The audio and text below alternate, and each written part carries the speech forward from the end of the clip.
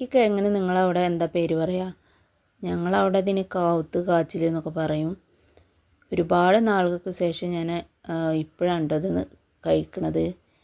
കടയിൽ നിന്ന് വാങ്ങിക്കൊണ്ടെന്നാണ്. എൻ്റെ നാട്ടിലൊക്കെ ഇത് സുലഭമായിട്ട് കിട്ടുന്ന ഒരു സാധനമായിരുന്നു. ഇപ്പോൾ അത് പൈസയൊക്കെ കൊടുത്ത് വാങ്ങിക്കേണ്ടി വന്നു കേട്ടോ. അപ്പോൾ നിങ്ങളിത് കഴിച്ചിട്ടുണ്ടെങ്കിൽ അതിൻ്റെ കമൻറ്റ് നിങ്ങൾ കമൻറ്റ് ബോക്സിൽ അറിയിക്കുക.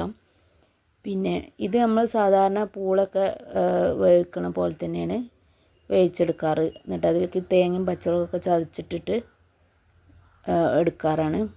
അത് കടുകിട്ട് വറുക്കേണ്ട ആവശ്യമൊന്നുമില്ല, അല്ലാതെ തന്നെ നല്ല ടേസ്റ്റാണ് കേട്ടോ.